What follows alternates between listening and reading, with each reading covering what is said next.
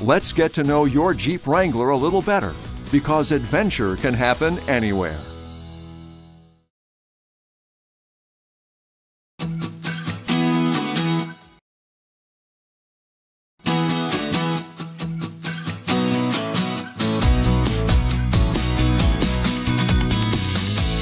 With its off-road capability and on-road handling, your new Jeep Wrangler can take you wherever you want to go with no compromises. It's built rugged for safety, with a refined interior designed for maximum comfort. This video is designed to help you quickly get to know some of the key features and capabilities your new Jeep Wrangler is equipped with. This video is not intended to take the place of your owner's manual. Please refer to the instruction manuals on the Owner's Information DVD or jeep.com/en/owners/manuals for complete details and other important safety information.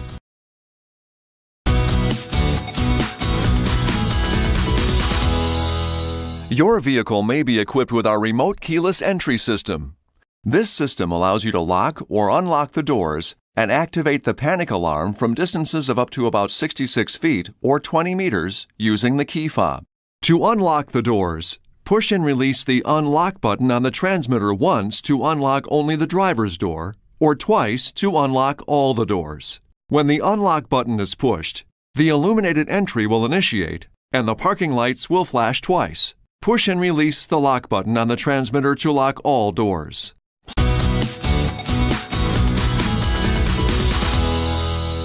The manual climate controls let you balance the comfort conditions inside your cabin. You'll find the controls on the instrument panel.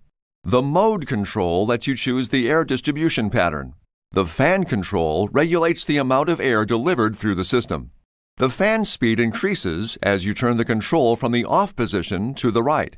And the temperature control regulates system temperature. Turn the dial left into the blue area for cooler temperatures. Turn it right into the red area for warmer temperatures.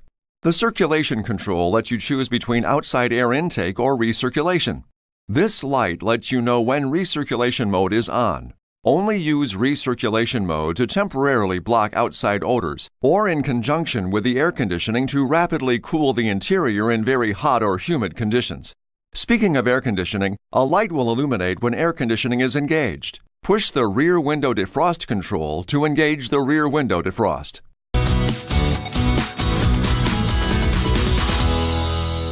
If equipped, our innovative automatic climate control system can automatically adjust airflow temperature, distribution, and volume to maintain a comfortable temperature even under changing conditions. Operation of the system is quite simple. Just turn the blower control and the mode control to the auto position. Then dial in the temperature you'd like using the temperature control. The system will now maintain that level automatically using the heating and air conditioning systems. You'll experience the greatest efficiency by simply allowing the system to function automatically.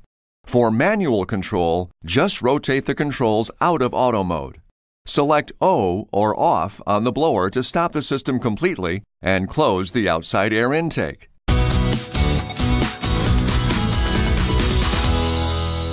If equipped, the heated seat system can make cold day driving a little more pleasant. You'll find the control switch near the bottom center of the instrument panel, just below the climate controls. Push the switch once to choose high or twice to choose low. Push the switch a third time to turn the feature off. High-level heating will automatically switch to low after 30 minutes of continuous operation. Operation on the low setting also turns off automatically after 30 minutes.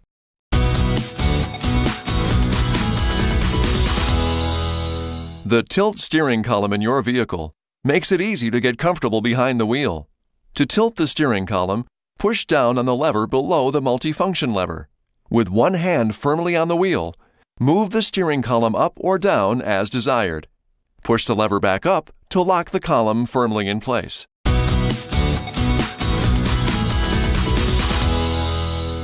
Your Tire Pressure Monitoring System, or TPMS, is a preventative safety feature that monitors pressure in your road tires. If tire pressure gets low, you'll hear an audible chime and the TPMS light will appear in your instrument cluster.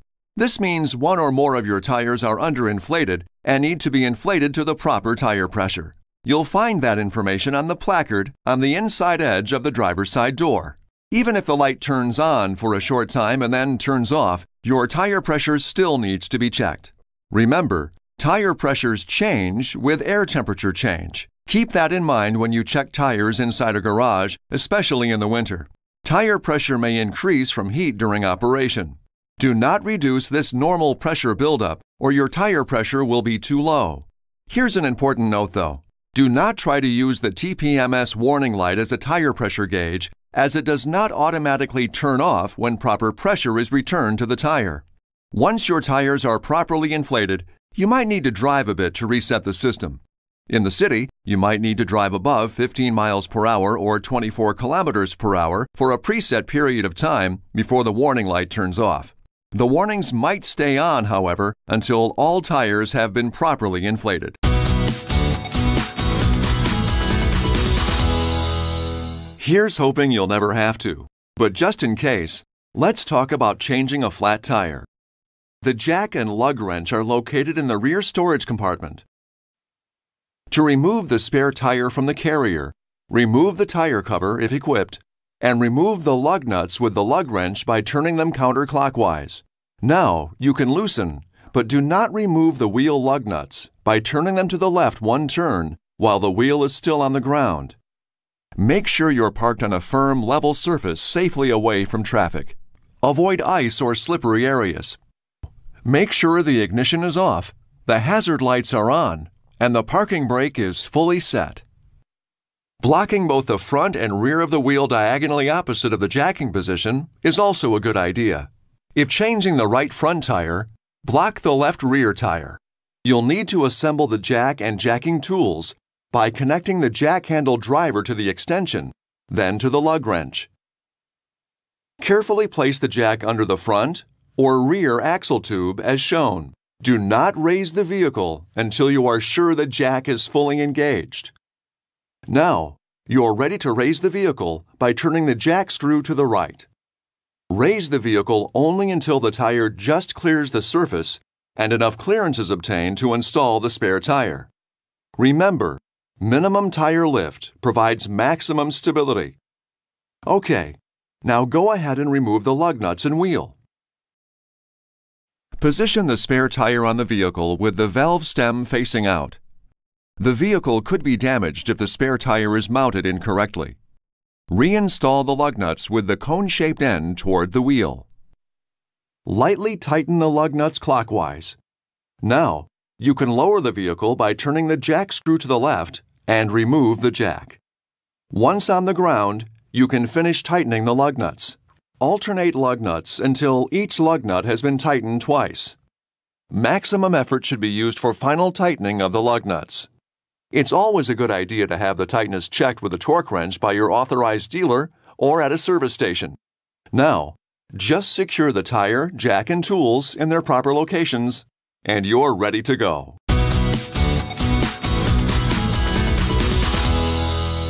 The diagnostic system can let you know if your fuel filler cap is possibly loose, improperly installed, or damaged. You'll see the gas cap message in your odometer display. Tighten the gas cap until you hear a clicking sound, which lets you know the gas cap is properly tightened. Push the odometer reset button to turn the message off. Keep in mind, the system may take a little time to reset itself, but if the message doesn't go away within 3 days, see your authorized service center as soon as possible.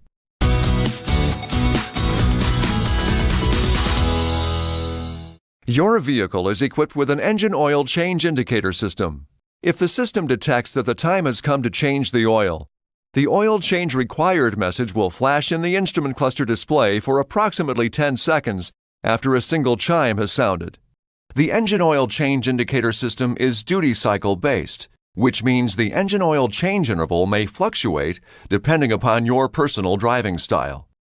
To reset the oil change indicator system after performing the scheduled maintenance, put the ignition into the on-run position, but don't start the engine. Now fully depress the accelerator pedal slowly 3 times within 10 seconds and turn the ignition switch back to the lock position.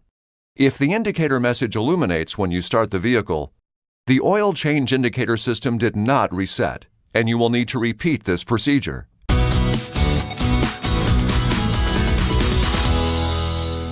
The multifunction lever left of the steering column controls your headlights, parking lights, beam selection, fog lights, instrument panel brightness, and turn signals. To turn on the parking lights and instrument panel lights, turn the end of the multifunction lever to the first detent. To turn on the headlights, turn it to the second detent. For automatic headlights, turn the end of the lever to the auto position. The system automatically turns the headlights on or off depending on ambient light levels. To change the brightness of the instrument panel lights when the parking lights or headlights are on, rotate the center ring of the multifunction lever up or down. Rotate the center portion upward to the next detent position to brighten the odometer and radio controls when the parking lights or headlights are on. Rotate the center portion upward to the last detent to turn on the interior lighting. To switch the headlights to high beam, push the lever away from you. Pull the lever toward you to return to low beam operation. You can signal another vehicle with your headlights by lightly pulling the lever toward you. This will turn on the high beam until you release the lever. Your vehicle also features lane change assist. Just tap the lever up or down once without moving beyond the detent, and the turn signal will flash 3 times to let other drivers know you're about to change lanes, then automatically turn off. If your vehicle is equipped with fog lights, that switch is also on the multifunction lever. To activate the front fog lights, turn on the parking lights or the low beam headlights and pull out the end of the multifunction lever. And if you happen to leave the headlights or parking lights on after the ignition is turned off, a chime will sound when the driver's door is open to let you know.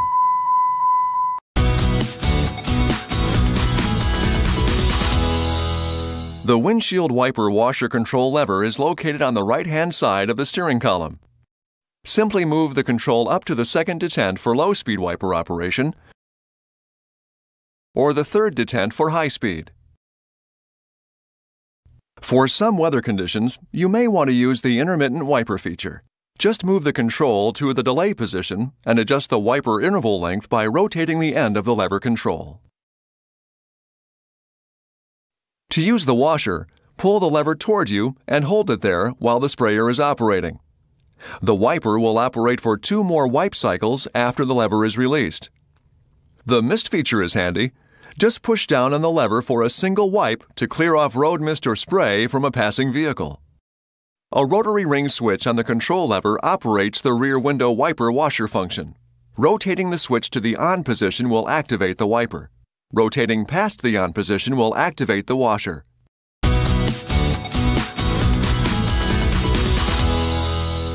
If equipped, the automatic dimming mirror automatically adjusts for headlight glare from drivers behind you. The feature controls the driver's outside mirror as well, so when the inside rear view mirror adjusts, so does the driver's outside mirror. The feature disables when you shift into reverse to improve your rear view. Turn the feature on or off using the button at the base of the mirror. A light to the left of the mirror lets you know when the feature is active.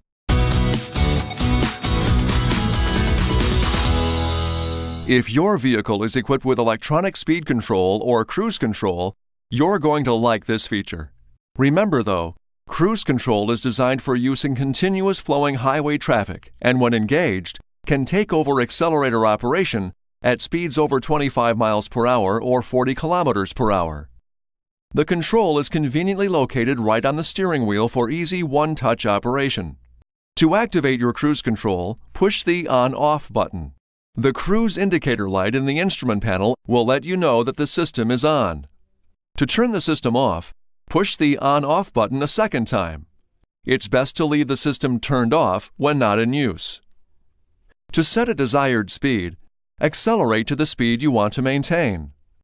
With the system on, simply push and release the Set Minus button. Take your foot off the accelerator and the vehicle will operate at the speed you have selected. You can deactivate the system by pushing the Cancel button or using normal clutch or brake pedal pressure without erasing your set speed memory. So, to resume your previously selected speed, push the Res Plus or Resume Plus button and release. The Resume feature can be used at any speed above 20 miles per hour or 32 kilometers per hour. When the cruise control system is on, your speed can be increased by pushing and holding the Resume Plus button.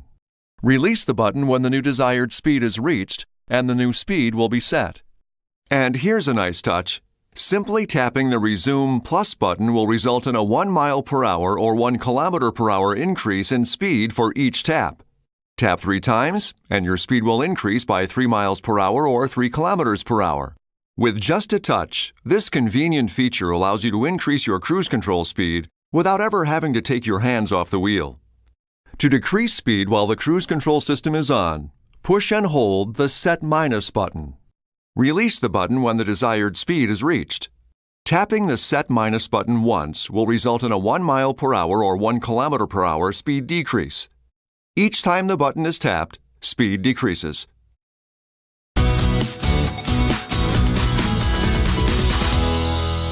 Your vehicle may be equipped with one or more 12-volt power outlets. Some can only be used when the ignition is in the on-run position, while some are powered directly by the battery and can be used at any time. Remember though, excessive use of this outlet can drain the vehicle's battery. The power outlets can be used to power cell phones, electronics, and other low-power devices.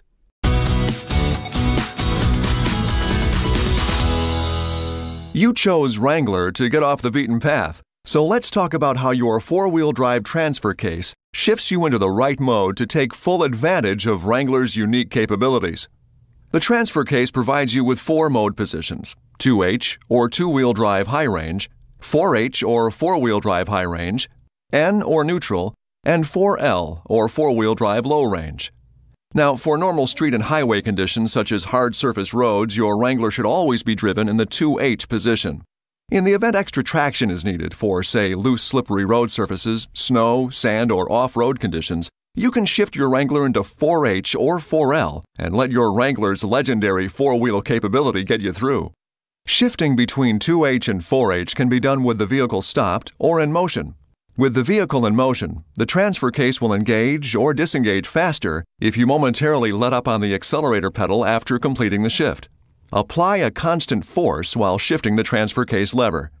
Shifting between 4H and 4L should only be done with the vehicle slowly rolling at 2 to 3 miles per hour.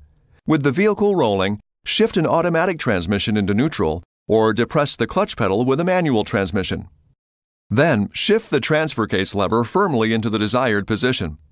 Now you can shift back into drive. So momentary noise is possible and normal as the transfer case is being shifted from 4H to 4L.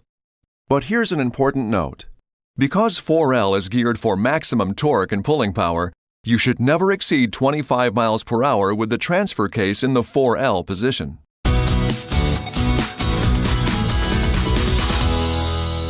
If equipped, the electronic sway bar system allows for greater front suspension travel in off-road situations. You'll find the sway bar switch on the instrument panel to the left of the steering column. Push the switch to activate the system. Push it again to deactivate the system. When the sway bar disconnects, the sway bar indicator light will light up in the instrument cluster. The light will flash while the feature is activating or when activation conditions are not met.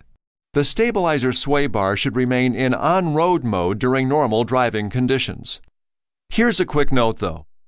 Do not disconnect the stabilizer bar and drive on hard-surfaced roads or at speeds above 18 miles per hour or 29 kilometers per hour, as you may lose control of the vehicle, which could result in serious injury. The front stabilizer bar enhances vehicle stability and is necessary for maintaining control of the vehicle. The system monitors vehicle speed, and if it has been disconnected, will attempt to reconnect the stabilizer bar at speeds over 18 miles per hour or 29 kilometers per hour. This is indicated by a flashing or solid sway bar indicator light.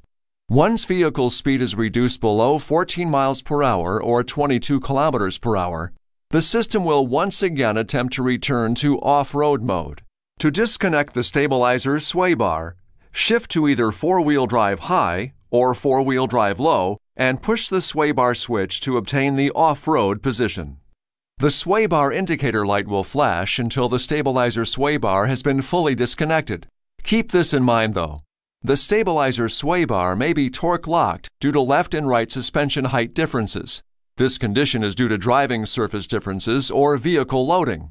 In order for the stabilizer sway bar to disconnect or reconnect, the right and left halves of the bar must be aligned. This alignment may require that the vehicle be driven onto level ground or rocked from side to side. To return to on-road mode, push the sway bar switch again.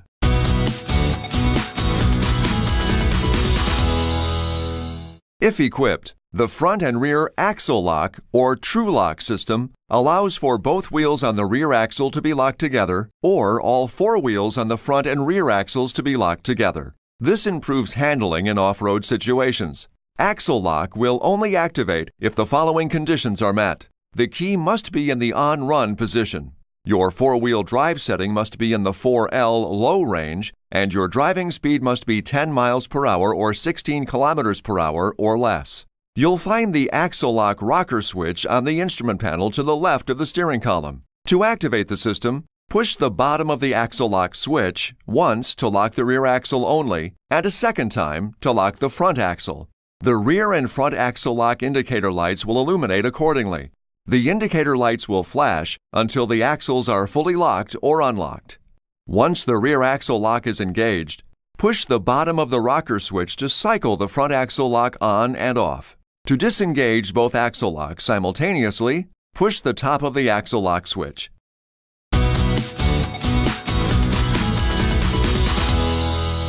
Enjoy the convenience of easy entry front seats, which give rear seat passengers easy entry and exit.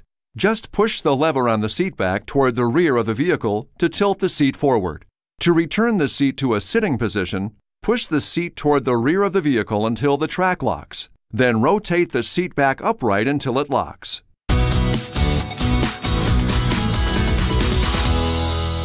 To remove the doors on your vehicle, roll down the glass window to prevent any damage.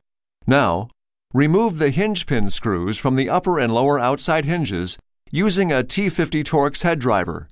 It's recommended that the hinge pin screws and nuts be stowed in the rear cargo tray located under the rear load floor.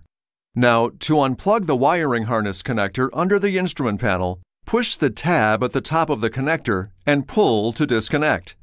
If the latch on the connector is locked, pull the latch down. This will unlock the connector tab, allowing the tab to be pushed down and enabling the harness to be disconnected. Unhook the door strap from the body hook. Be careful not to allow the door to swing fully open, as the mirror may damage the paint.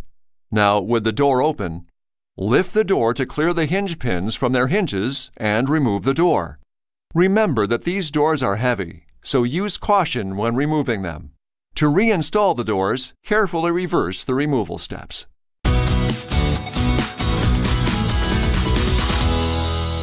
Let's talk about how to let a little more of the great outdoors in by taking your 3-piece modular Freedom top off.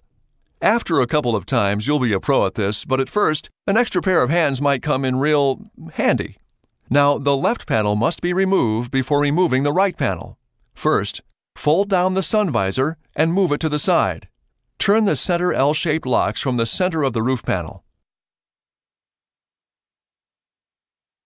And turn the rear L-shaped lock located above the shoulder belt anchorage.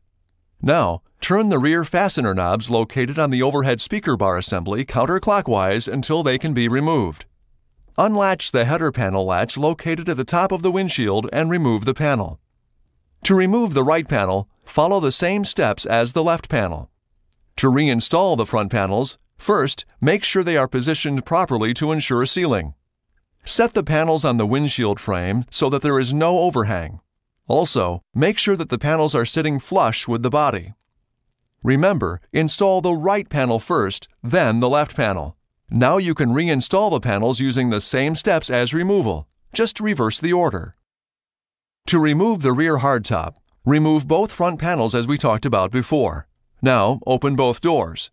On the 4-door model, you'll need to remove the 2 Torx head screws that secure the hardtop at the B-pillar near the top of the door using a number 40 Torx head driver.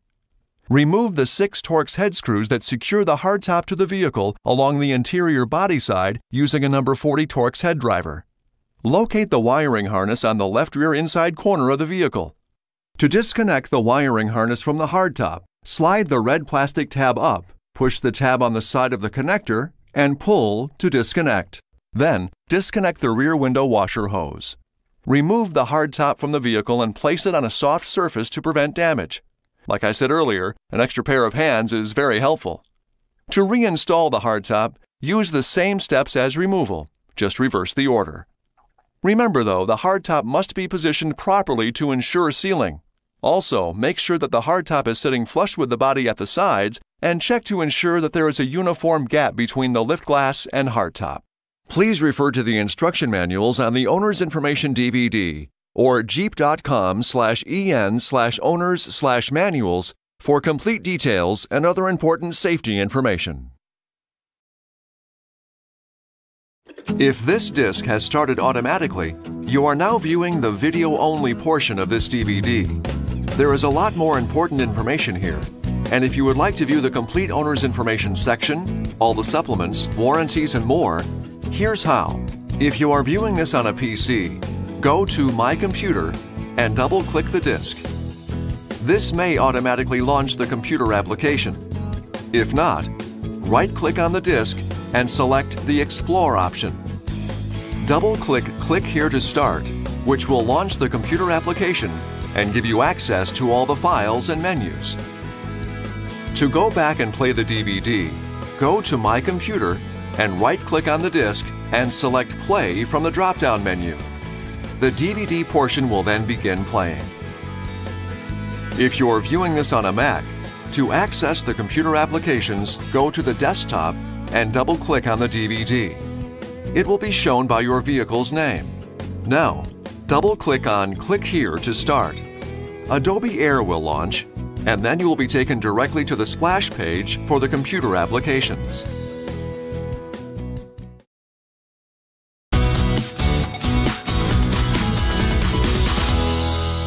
In the following videos, we'll talk about how to lower your Sunrider Soft Top. After a couple of times, you'll be a pro at this, but at first, an extra pair of hands might come in real handy. Please refer to the instruction manuals on the Owner's Information DVD or jeep.com/en/owners/manuals for complete details and other important safety information.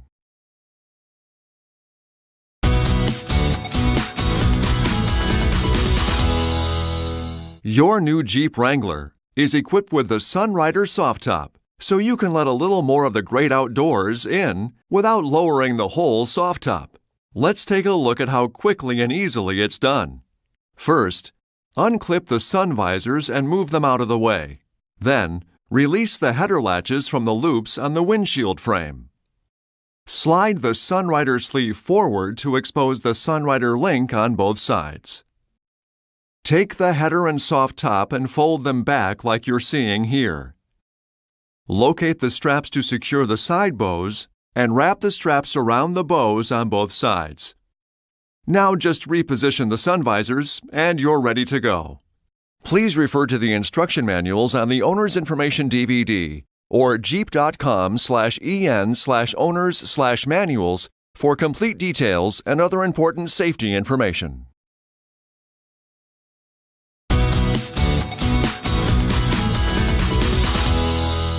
To completely lower the soft top, first, unclip the sun visors and move them out of the way. Then, release the header latches from the loops on the windshield frame. Make sure the Sunrider sleeves are slid rearward, covering the Sunrider link. Now, moving to the rear of the vehicle, open the swing gate and remove the first 3 inches of the sail panel on both sides. Then, remove the rear window retainers from the swing gate bar brackets.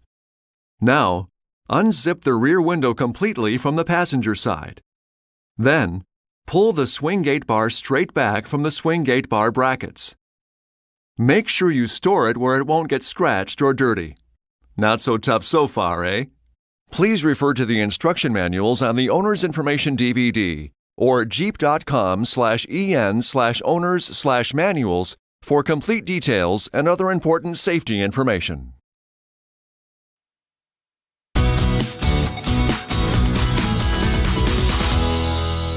So now, let's remove the quarter windows. Release the Velcro flaps at the rear and top of the window and start to unzip the window from the rear lower corner. Once the window is unzipped, release the body side retainer and the door rail retainer. A gentle pull should do it. Remove the window on the other side the same way. Again, store them where they won't get scratched or dirty. Now, it's time to untuck the sail panels from the body side at the rear corners of your new Wrangler. It will help to pull down on the 3-bow to release some tension. Fold the sail panels up so they rest on top of the vehicle. To unlatch the side bows from the door panels, push on the latch pedal from behind, and make sure the plastic sleeve is in place over the Sunrider link. Okay, here comes the lowering part, where that extra pair of hands we talked about will help. As you are lowering the top, make sure you are tucking the material inside the vehicle neatly. The side bows should fold to form a V-shape. Finally, to secure the top, wrap the Sunrider straps around the side bows and through the body side retainer slot and use the Velcro closure. Close the swing gate. Now you're ready to have some fun out there.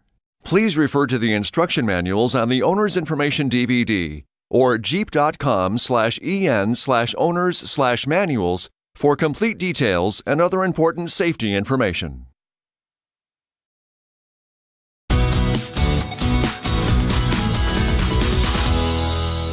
Now, eventually, you'll have to put the soft top back up, so let's go over that procedure. Still have that extra pair of hands? Good. Working from the rear with the swing gate open, make sure the plastic sleeve is in place over the Sunrider link. Carefully lift the header along with the 2-bow up and over the sport bar. Pull the side bow over and down until the header reaches the windshield. Make sure the Sunrider bracket on the side bows latches to the door rails. You should hear a click as you move it into place. Moving inside the vehicle, unclip the sun visors and move them out of the way. Then flip the top latch hooks down from the handles and insert them into the windshield slots, but don't close the latches completely yet. That will create too much tension to easily reinstall the quarter windows and rear window. At the rear of the vehicle, gently pull the sail panels over the 3-bow and get ready to tuck them into place. Please refer to the instruction manuals on the Owner's Information DVD or jeep.com/en/owners/manuals for complete details and other important safety information.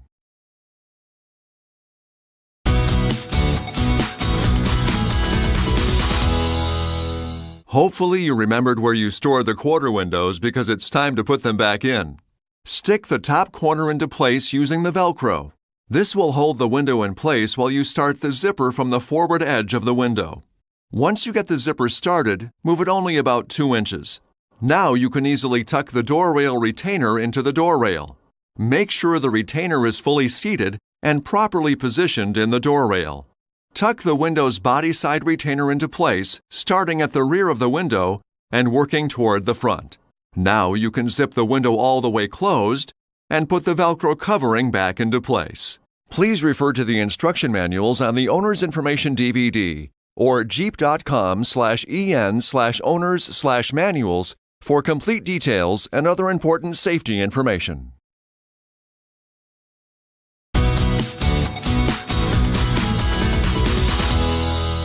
To reinstall the rear window, with the sail panels on both sides partially released, set the rear window back into the swing gate brackets and starting at the left-hand side, zip the window back into place.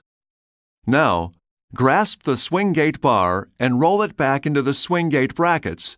Tuck the rear window retainers into the swing gate bar brackets and tuck the sail panels back into the body side retainers. Finally, close the header latches and clip the sun visors back in place. Easy enough. Please refer to the instruction manuals on the Owner's Information DVD or jeep.com/en/owners/manuals for complete details and other important safety information.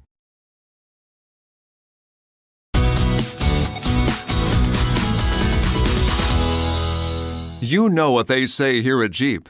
Have fun out there. And you're about to have lots of it in your new Jeep Wrangler. It's one of the most fun and capable off-road vehicles around. And one of the most fun things you can do with your new Wrangler is to put the top down, let the sun shine in, and hit the ground with all four wheels kicking up a little dust. In the following videos, we'll talk about how to lower your Sunrider Soft Top. After a couple of times, you'll be a pro at this, but at first, an extra pair of hands might come in real handy.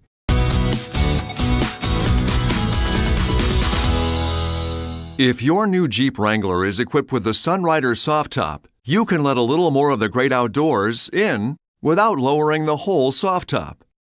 Let's take a look at how quickly and easily it's done. First, unclip the sun visors and move them out of the way. Then, release the header latches from the loops on the windshield frame.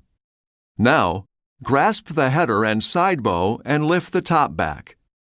That extra pair of hands comes in real handy here. Rest the header on the back of the rear portion of the deck. Fold the material so that the material forms a W and make sure the material makes two folds. Secure the top by wrapping the strap around the side bow and using the Velcro closure. Make sure you secure both sides of the Sunrider top.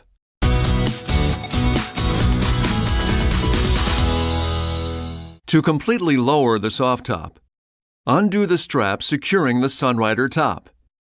Now, moving to the rear of the vehicle, open the swing gate and remove the first 3 inches of the sail panel on both sides. Then, remove the rear window retainers from the swing gate bar brackets. Now, unzip the rear window completely from the passenger side. Then, pull the swing gate bar straight back from the swing gate bar brackets. Make sure you store it where it won't get scratched or dirty. Not so tough so far, eh?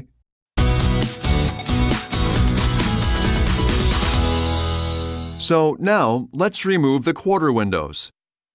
Release the Velcro flaps at the rear and top of the window and start to unzip the window from the rear lower corner. Once the window is unzipped, release the body side retainer and the door rail retainer. A gentle pull should do it. Remove the window on the other side the same way. Again, store them where they won't get scratched or dirty. Now, it's time to untuck the sail panels from the body side at the rear corners of your new Wrangler. It will help to pull down on the forebow to release some tension. Fold the sail panels up so they rest on top of the vehicle. Before we lower the soft top, though, make sure the swing gate is open to prevent damage to the rear center-mounted brake lamp. To release the side bows, push down on the latch above the front of the rear door. Push the top rearward to disengage. Again, that extra pair of hands will help. Slide the side bows off of the door frame track and lower the top down into the back of the vehicle. After you've lowered the top, make sure you tuck the material inside the vehicle so nothing hangs out and flaps in the wind. Finally, to secure the top, wrap the Sunrider straps around the side bows and through the body side retainer slot and use the Velcro closure. Close the swing gate. Now, you're ready to have some fun out there.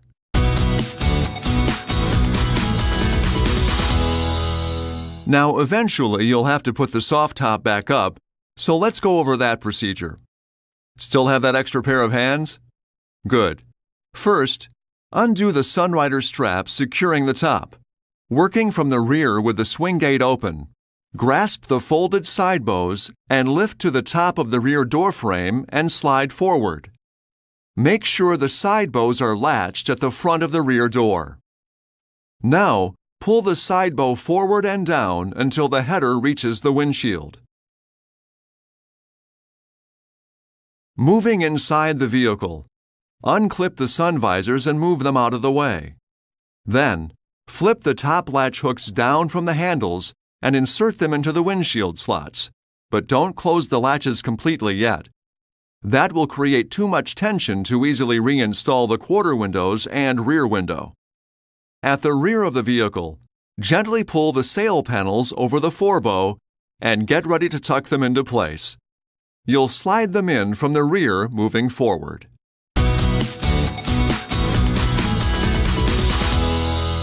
Hopefully you remembered where you store the quarter windows because it's time to put them back in. Stick the top corner into place using the Velcro. This will hold the window in place while you start the zipper from the forward edge of the window. Once you get the zipper started, move it only about 1 inch. Now, you can easily tuck the door rail retainer into the door rail. Make sure the retainer is fully seated and properly positioned in the door rail. Continue zipping the window to the upper rear corner. Now, tuck the window's body side retainer into place, starting at the rear of the window and working toward the front. You can zip the window all the way closed and put the Velcro covering back into place.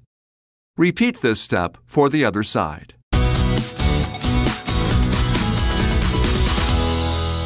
To reinstall the rear window, with the sail panels on both sides partially released, set the rear window back into the swing gate brackets and, starting at the left-hand side, zip the window back into place. Now, grasp the swing gate bar and roll it back into the swing gate brackets, tuck the rear window retainers into the swing gate bar brackets, and tuck the sail panels back into the body side retainers. Finally, close the header latches and clip the sun visors back in place. Easy enough. Please refer to the instruction manuals on the Owner's Information DVD or jeep.com/en/owners/manuals for complete details and other important safety information.